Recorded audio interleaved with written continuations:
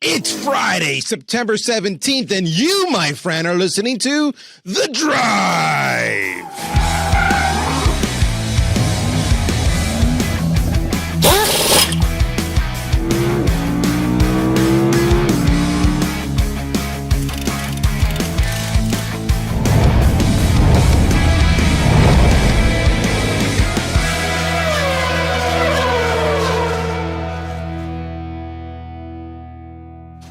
All right, if anybody's ever wondering, every time I do that, I have to psych my voice out because, yes, that does hurt. I just want you to know it hurts, all right? But you got to do it because it's The Drive. Catherine, how are you doing?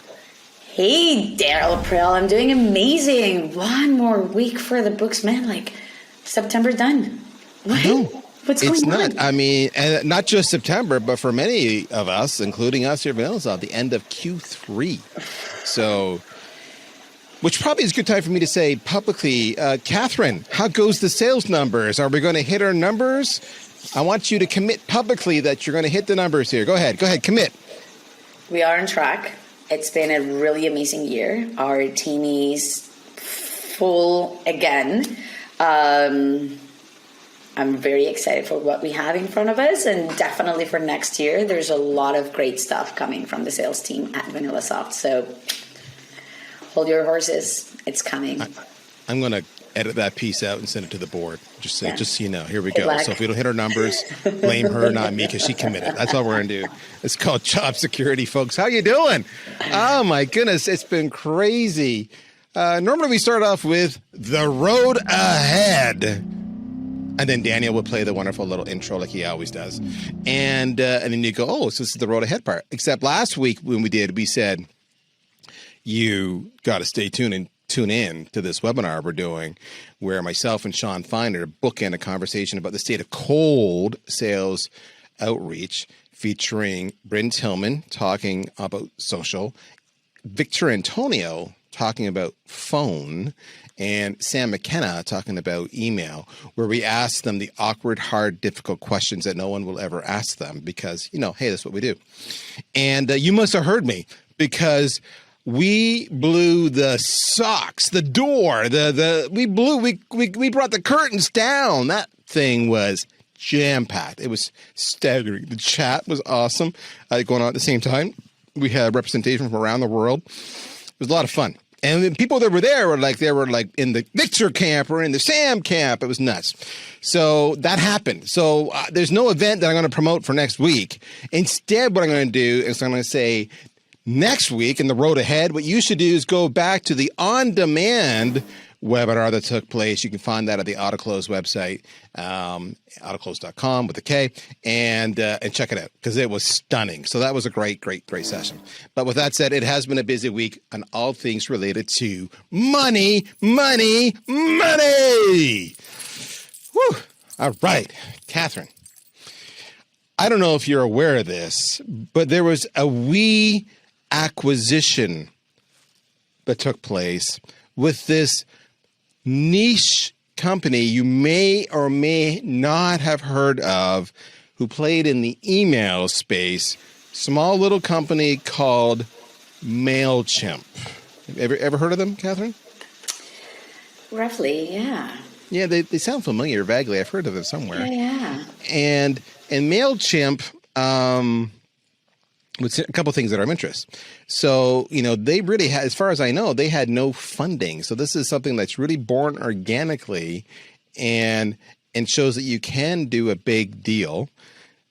It's a lot harder without all that funding. And why that matters, you think about this, if they didn't do any kind of major funding, that means the original shareholders all take home a nice little payday because the acquisition price was for $12 billion with a B dollars. $12 billion. Catherine, have you been acquired for $12 billion lately? Just kind of curious. Daryl, I want to be acquired for $12 billion. $1 billion. Me, myself, my knowledge, my, secret sauce. This is tremendous accomplishment. Yeah. I have a colleague who's a senior marketing leader at Intuit. And she was so excited. She was over the roof. Now, and that's the part we never talk about, right? So if you're MailChimp, and you've got a piece of equity, you're counting, how many yachts you're going to buy. But we never talk about the acquirer. And we were the same when we acquired AutoClose, by the way, not for $12 billion. When we acquired AutoClose, we were tremendously excited about the opportunity and the increased opportunities and the footprint and the people that came with it. She was the same way. Intuit was just thrilled with this. But, Catherine, the one question I'm seeing raised over and over again is a little bit, it's confusion. It's a sentiment because, for those who don't know, Intuit is they make the products like TurboTax, QuickBooks, Credit Karma, and people are saying, okay, so that's finance. MailChimp is marketing. I am confused. Why would one buy the other? Have you heard the same thing? Do you have any thoughts on that? I can tell you what their vision is, why they did it, but have you heard the same thing? Yeah, right. I mean, it's not kind of that of an easy match. If you say, if they're in the same realm and, supporting the same type of businesses, and you also okay, that makes sense. They're going to complement each other, whatever. But this one definitely gets people thinking, which obviously generates a lot more just traction, I guess, in the world, right? You want to know more. People just want to keep on hearing about it. What's really interesting here, we talk here at VanillaSoft. People, and I've shared this before, people will say, oh, so you compete with SalesLoft on Outreach. And I make a very careful distinction to say we share a category with them, but we don't compete with them. And some people will say, well, Chris, you do. And no, we don't, because they play mostly enterprise accounts, medium to enterprise accounts, and are mostly high-tech SaaS companies. That's their market. And God bless them. They're doing very well with that. That's awesome. Know your market. We play SMB. We play more real-world industries, manufacturing, finance, insurance, pharmaceuticals, fundraising, higher ed. Those are different worlds. But the emphasis there is SMB versus. And that's what's going on here. So for those who are wondering, what's the connection? Why would they do that? The connection is this. And I'm looking at the Intuit press release here. And I'll just read a couple lines. They say, with the acquisition of MailChimp, Intuit will accelerate two of its previously shared, so they've already put this out there, big bets to become the center of small business growth and to disrupt the small business mid-market. So they've made these bets. That's their strategic play. Just like our strategic play was SMB. And I say this because it just shows you the SMB market. Everybody goes by default high-tech enterprise, and there's value there. Don't get me wrong. But the SMB, if I look at the pyramid, there's way more on the bottom of that pyramid than there is on the top. So they say this, and this is the combination. Together, Intuit and MailChimp will work to deliver on the vision of an innovative end-to-end customer growth platform for small to mid-market businesses, SMB, allowing them to get their business online, market their business, manage those customer relationships, benefits from insights and analytics, get paid, access capital, pay employees, optimize cash flow, be organized, and stay compliant with experts. And also you go, oh, so this is all about giving the small to medium-sized businesses a platform. That's what this is. We get the financing, so let's do our books, let's pay our bills, let's get paid. But now it's the next step, which is let's generate new business. And that's where the marketing side comes in of an email platform. And of course, small businesses all around email. And you'll also notice, and we say this all the time, Catherine, the small businesses are much more pragmatic. I was on a call yesterday with my colleague from Intuit. She and I are on a shared community. It's called Peak Community, and it's a community for chief marketing officers across industries, et cetera. And you have to be a CMO to be in this community. And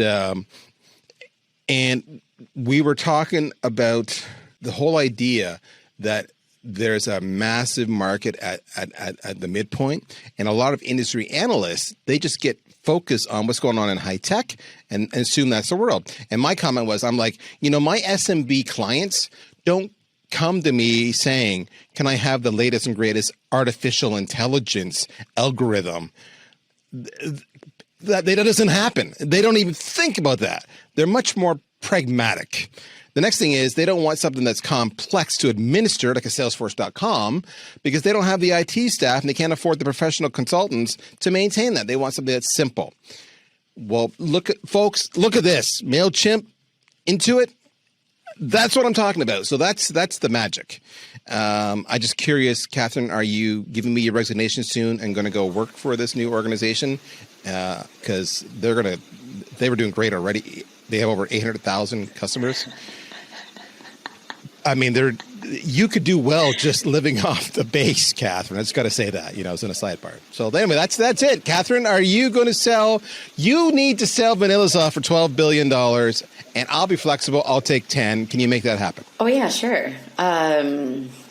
Let's table that conversation. Come back to that I'm all in for later. it. Yeah, wow. So realistic. That's definitely a huge accomplishment for these guys. And I like a lot, as you mentioned, the attention they're giving the small businesses, because as you said, that's always and has always and will always be the base of the economy around the world. So pretty smart move. I think it's a smart move. We had 2 raises this week. Both of notable amounts, smaller. They weren't the usual. We raised 300, 400, 500 million, but still respectable for sure, in a shared space.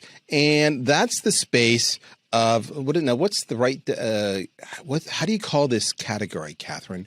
There was a name for it. I'm blanking on it now. But it's the premise where you're basically giving merch, right? So there are a lot of players in this space. Sendoso comes to mind. Alice comes to mind. PFS comes to mind. Postal comes to mind. And these are all where you can actually, your sales reps or your marketing people can send to a prospect or to a customer. It could be merchandise, a shirt, a cap, a gift certificate. They could send thank you cards, etc.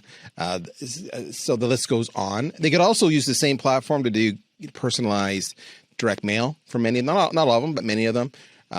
So it's a different channel. If you're doing phone, email, social, well, hey, direct mail still works, especially if it's personalized at scale. That's pretty cool. And for a sales rep to do that without a marketer, that's even more empowering. Well, guess what? 2 of those players raised some money. First up, small little round, nothing major. It was only $100 million. What can you do with $100 million? I don't know. Sendoso, good for them. I'm looking at their blog. I'm loving their blog, and I'm just picking out a couple of sections here because their blog, it's got some fun to it. They say $100 million, simply put, is a lot of money. So I love it when they can actually have fun with themselves.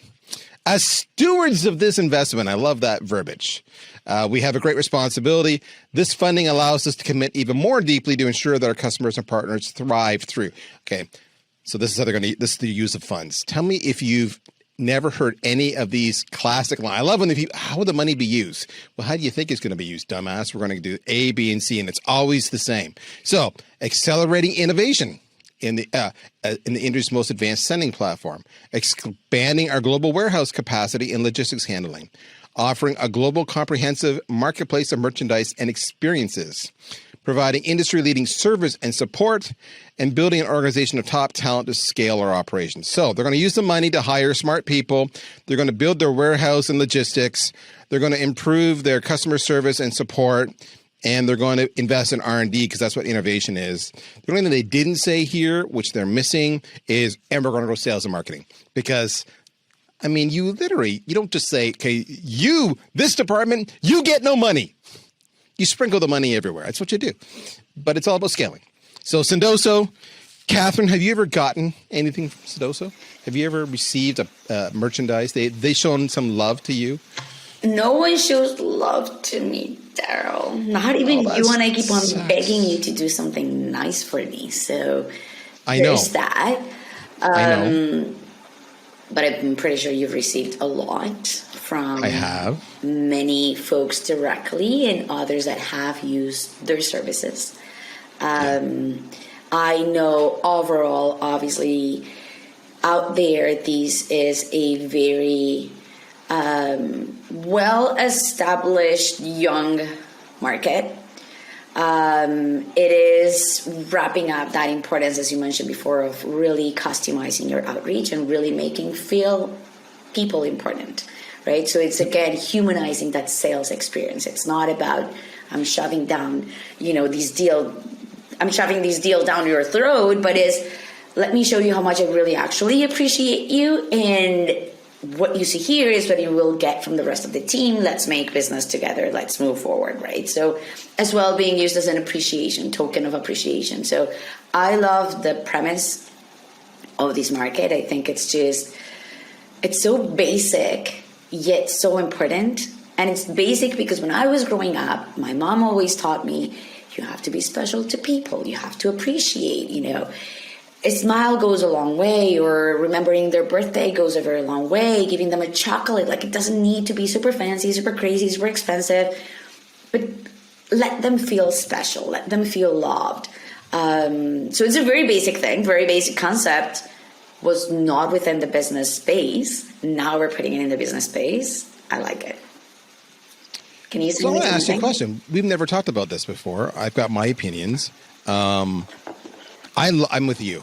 Totally love the premise of it as a token of thank you, or as a, hey, just thinking of you. Here's a small little, like you said, doesn't need to be much. Here's $10 to Starbucks, just whatever.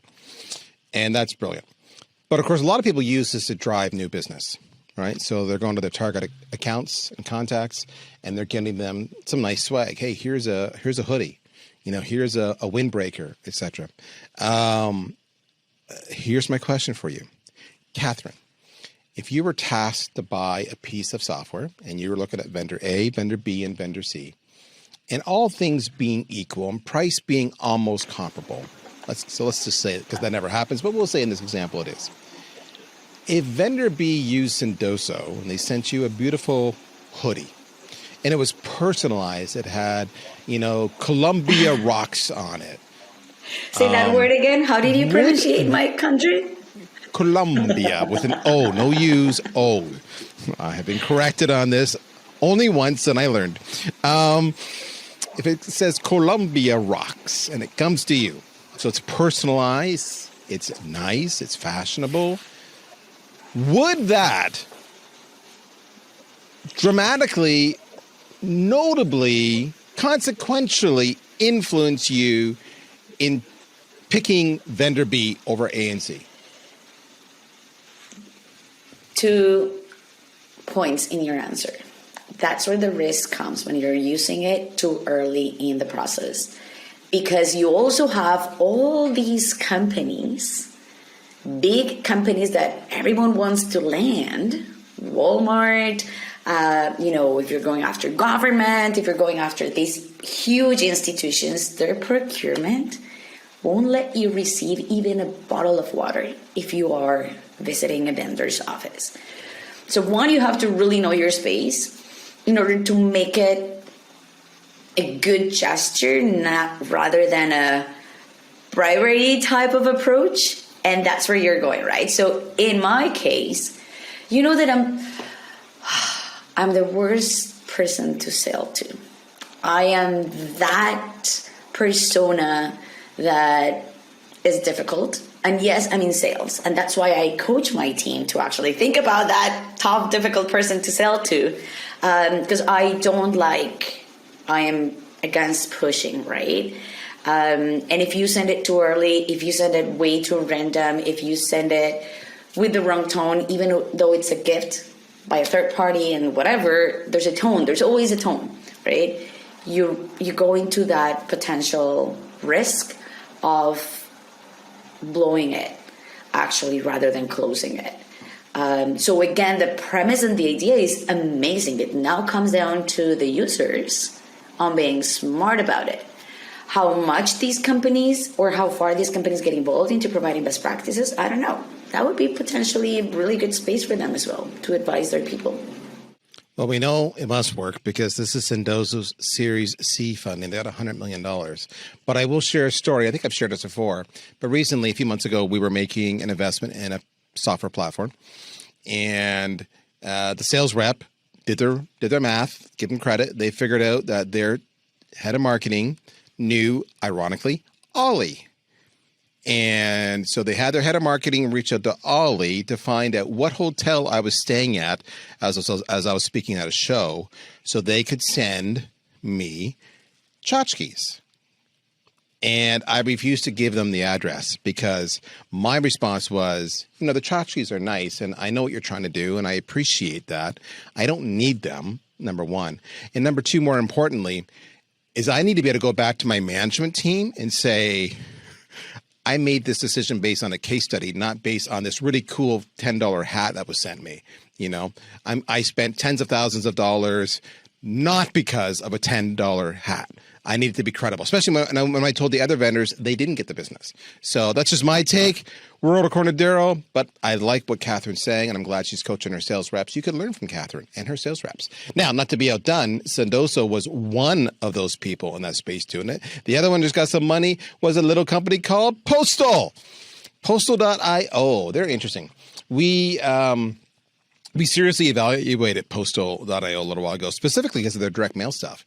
And then what we realized was a lot of the direct mail stuff was actually was OEM'd. If I'm wrong, Postal, please correct me, from a company called Lob. So we just went right to Lob because all I wanted was direct mail.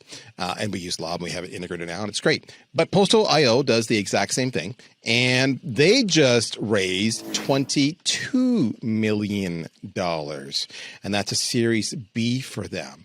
So, as they say, we created Postal to automate offline experiences, traditionally an area with the highest conversion rates but lowest technology enablement. So here's what they go. So they call it experiences. So you getting that tchotchke, that's an experience.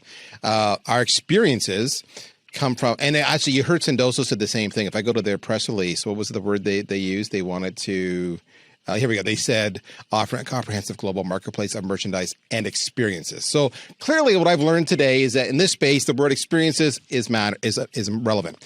Our experiences come from an expansive marketplace featuring high-end, locally curated items from specialized vendors to create and automate meaningful experiences.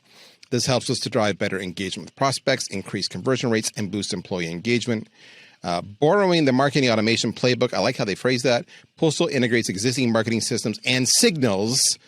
There's a signal, maybe they're visiting your website, to automate direct mail, incentive marketing, brand advocacy, internal and external events, and brand company swag. So that's what they're doing. And they say if you use Postal offline, it will help drive brand loyalty, increase conversions, boost employee happiness because we want happy employees. Who doesn't? And increase customer health scores.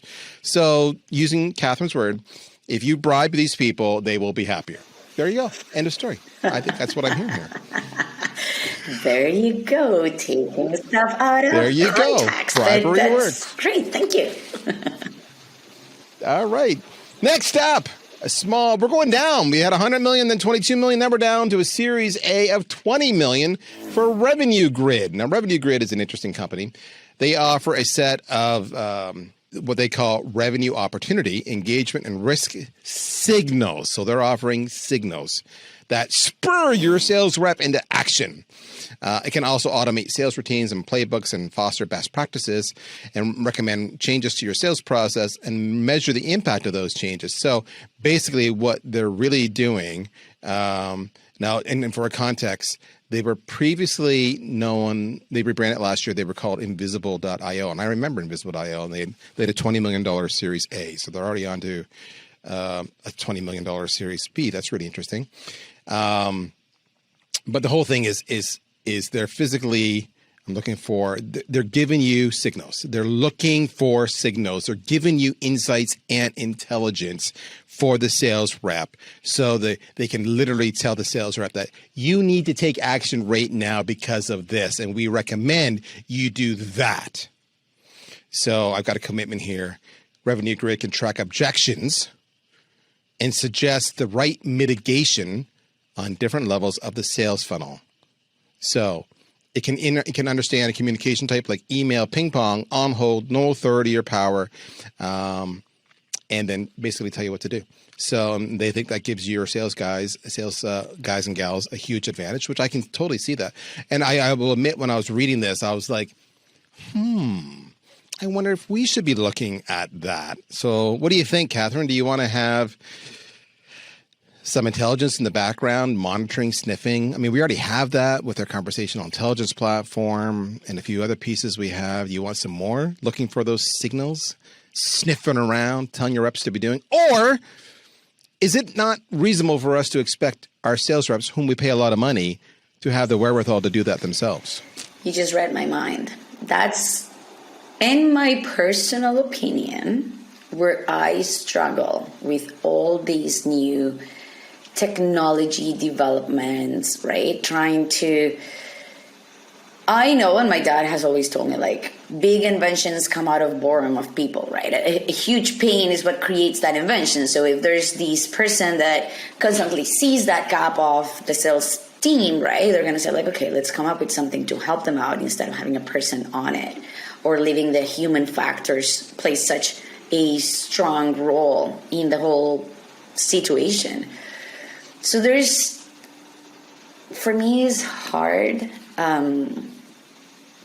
to get fully convinced with these solutions, to your point, because if we're trying to humanize sales by adding all these AI, we're not really doing it. And we're also becoming cripsters somehow, because it's like everyone is already being evaluated, analyzed, like from every single angle. I don't want that. So I'm not a fan, but I do see a lot of people, though. We go back into as simple as the role descriptions when companies are hiring. They want people that already have done it. Why? Because it makes it easier for the onboarding. It makes it easier, and it gives you the idea that there's going to be more opportunity to actually achieve that success that everyone wants to, right? So for me, I see the value of it. I see the impact of it.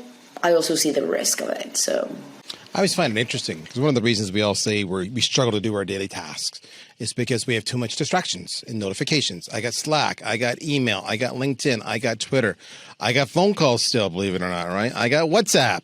The list goes on. Text messages. So I can't get anything done. And so the answer is to give you more notifications of what's going on so you can get stuff done.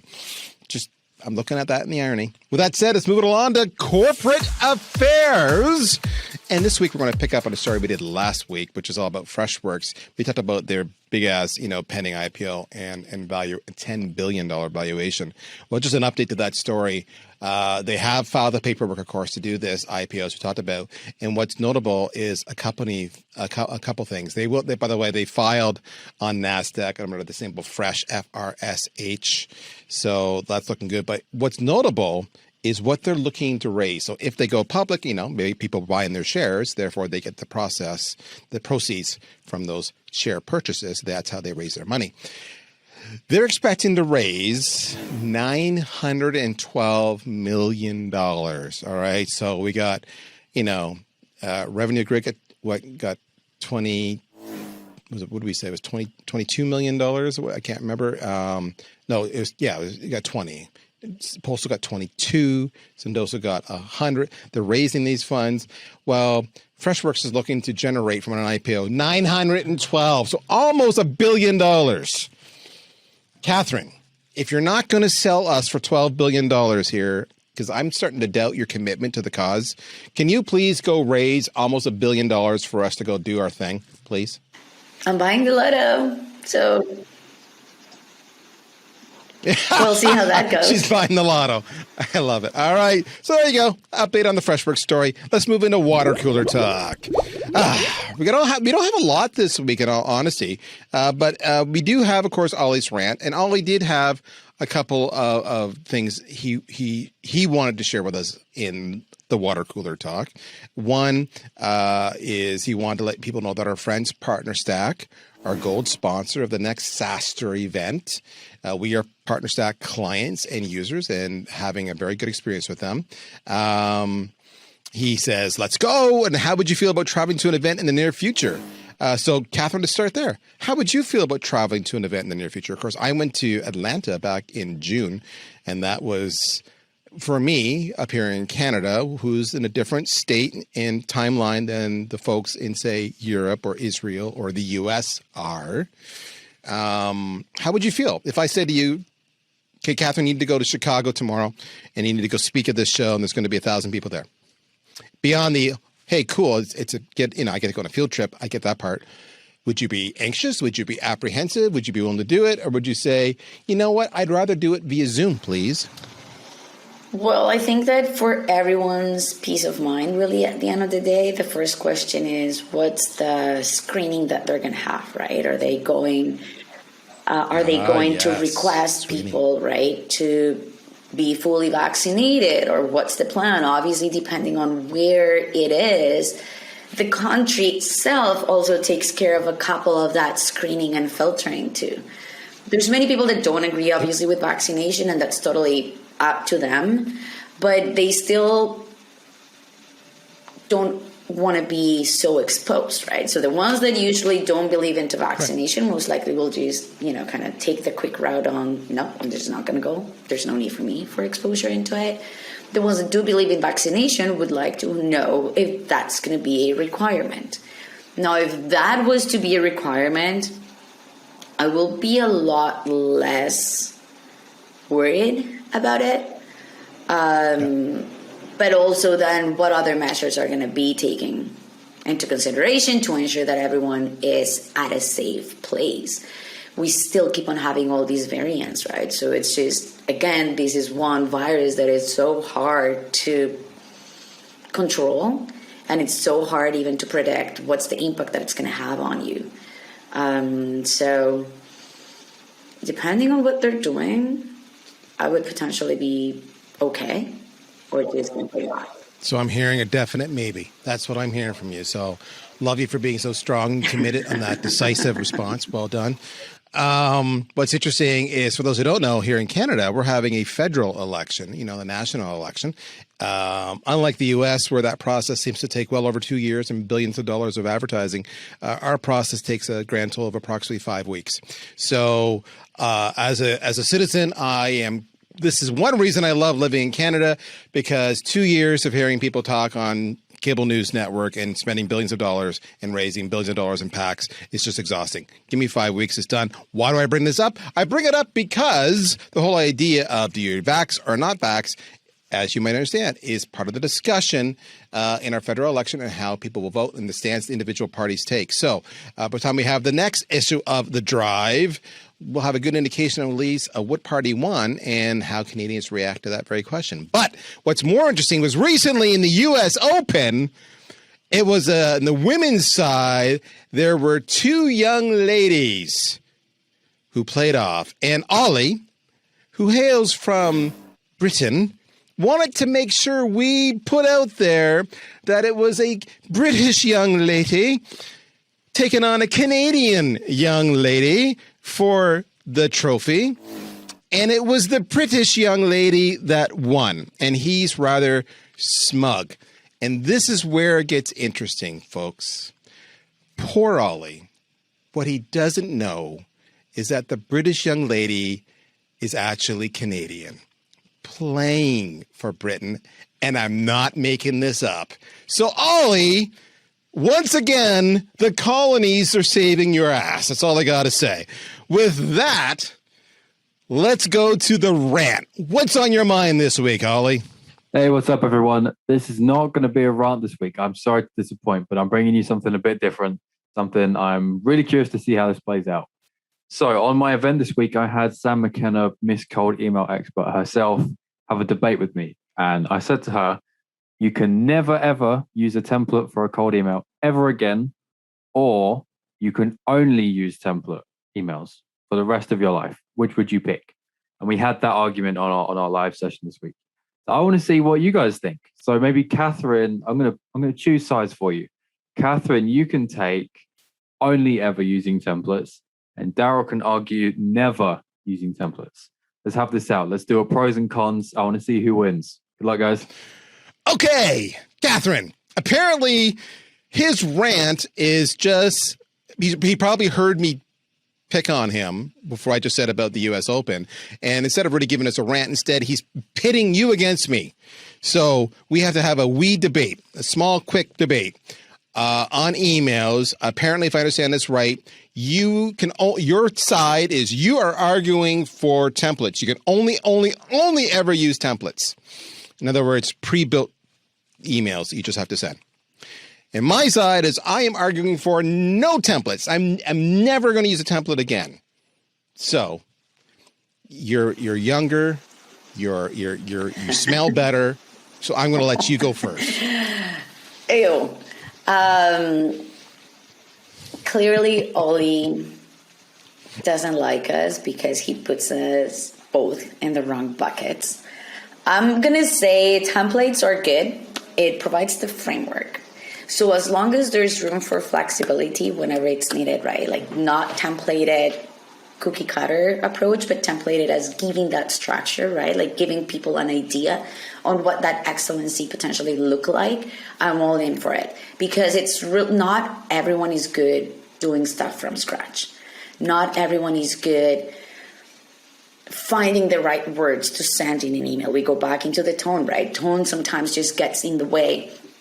And too much excitement or boredom or, not feeling well, whatever it could be. And then your email, boom, it's going to be tainted, right? So templates are good as a framework, as a point of direction, as a reference, right? That structure, here's how it should look. Here's how a good, well-written email looks like. But there's always need for a bit of that personalization. And the personalization doesn't necessarily mean talking about your kids like, hey, Daryl, I saw you have 2 kids or just got a dog. Like that doesn't necessarily mean, but it's more me being able to show you that I am a person, right? We go back into that humanizing of the sales profession. So templates, I'm good for it. You still need to show that you're a human and not a robot, because then you're not going to go anywhere.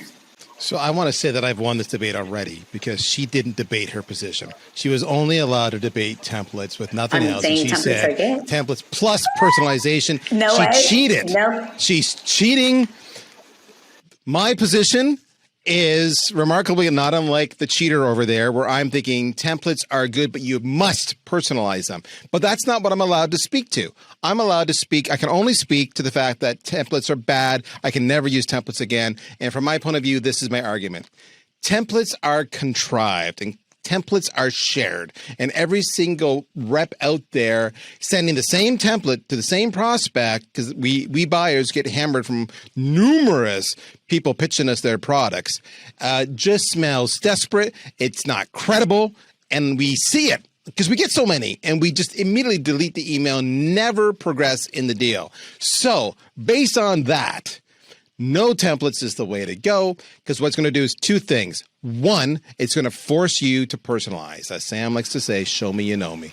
All right? You're going to be forced to personalize. 2, you're going to be forced to be specific and contextual and succinct if you have any hope in hell of getting a response back. Unfortunately, the reason we created templates was because too many reps have no ability to be succinct. Their grammar sucks, and they just ramble. So I think Catherine and I will call this a tie, because where we did agree was templates that control the message and the density of the text, but personalized. And I think Sam McKenna would love us for saying that. And I think she should use Sendoso or Alice or Post.io to send you and I some merch as a thank you for supporting her position. That's what I think. In the meantime, folks, we're out of time. That's another episode in the books. That's Catherine. I'm Daryl, and this is The Drive. Take care. See you next week. Have a good weekend.